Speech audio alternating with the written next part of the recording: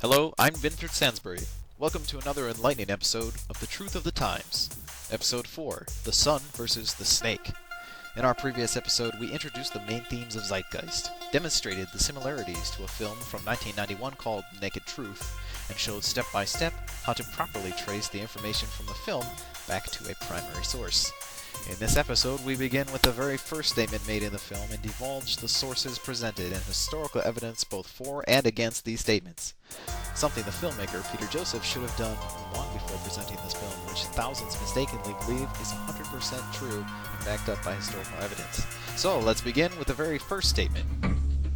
This is the sun. Though not an entirely educational statement for the target audience, this is completely factual. As far back as 10,000 BC, history is abundant with carvings and writings reflecting people's respect and adoration for this object. And it is simple to understand why, as every morning the sun would rise, bringing vision, warmth, and security, saving man from the cold, blind, predator-filled darkness of night. Without it, the cultures understood, the crops would not grow, and life on the planet would not survive. These realities made the sun the most adored object of all time. Is the sun really the most adored object of all time? It's a statement many might just take for granted as true, but given the central importance of this theme to the foundation of the film, I believe it warrants exploration. So let's explore the logic of this topic. To assume this is true, one must have a reasonable belief that of all the people who ever lived, most of them worshipped or at least venerated the sun over all other objects, including food, trees, stone idols, the earth, and of course, money. These are among just a few of the other objects of worship that go uncounted by the film. They decided to pray literally at the golden bull in front of Wall Street. Look at this picture. Has anyone read the Bible? You know, praying to a golden cat? A golden cat? Without it, the cultures understood, the crops would not grow, and life on the planet would not survive. Previous to our agricultural ancestors, the first humans were hunter-gatherers. Without crops to grow, they did not depend on the sun so much as animals. There is archaeological evidence to support the claim that animal worship or animal cults existed at least 70,000 years ago. This site, located in Sodilo, Botswana, contains a 70,000-year-old sculpture of a stone python. Animal worship, or worship of animal spirits, can be found on all 6 inhabited continents. People needed animals for food, clothing, and domesticated helpers.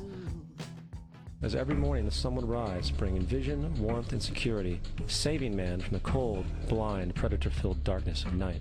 The sun doesn't protect anyone from wolves, bears, lions, etc., as the film claims.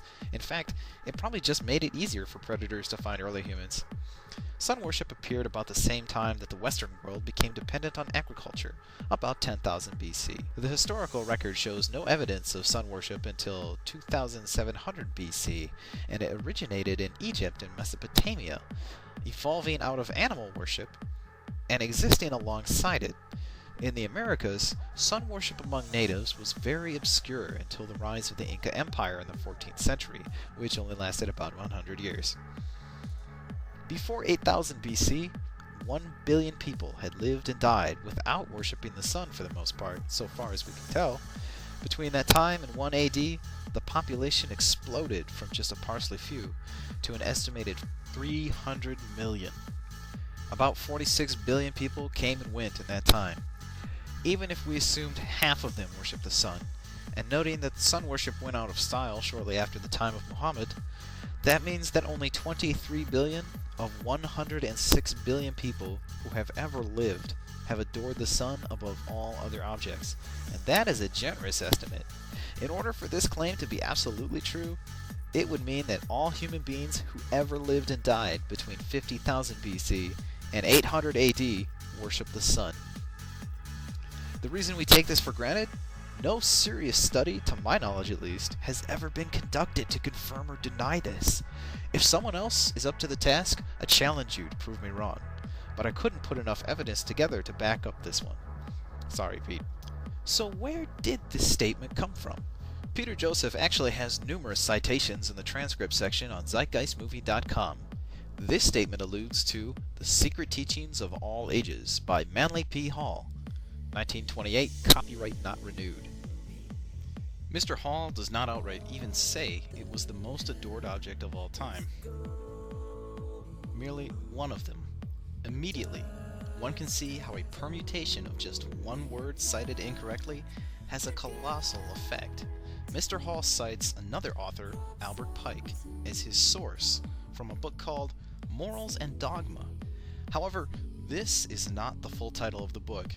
The full title of the book is actually Morals and Dogma of the Ancient and Accepted Scottish Rite of Freemasonry, published 1874. Please, do not jump to the conclusion that I am saying this is some sort of Masonic conspiracy. I am just stating a fact, one which can be easily verified with a Google book search or visiting any of the dozens of libraries in the United States that have this book. Sure enough, on page 594, one can find this exact quote. However, nowhere in the book will one find the phrase, "the sun, the most adored object of all time," or anything like it. However, Albert Pike makes numerous mention of the sun throughout the whole book, claiming it represented life to ancient peoples.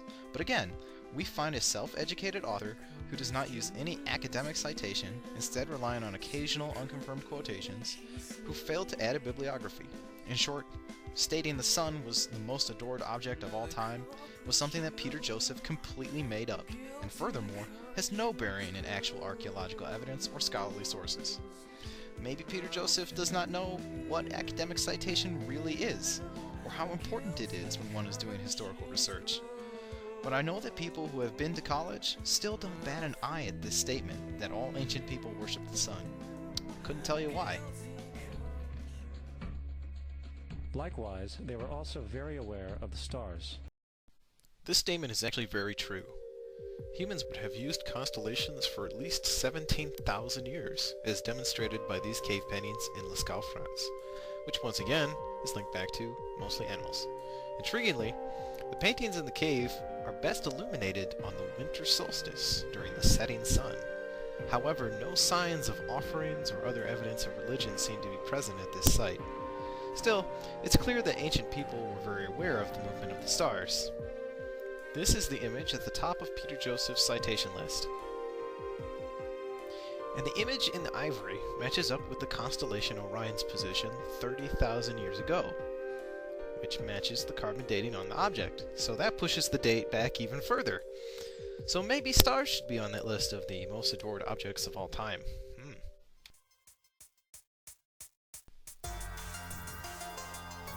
Thank you for watching The Truth of the Times. We hope this gives you a better understanding of how one cannot always take everything at face value. Feel free to go back and follow the links provided to learn more about the subjects presented here. Join us again in our next episode, where we will discuss who cataloged the constellations and more. We also appreciate feedback and corrections you may have. I'm Vinford Sansbury, and remember, seek out the truth and ye shall find it.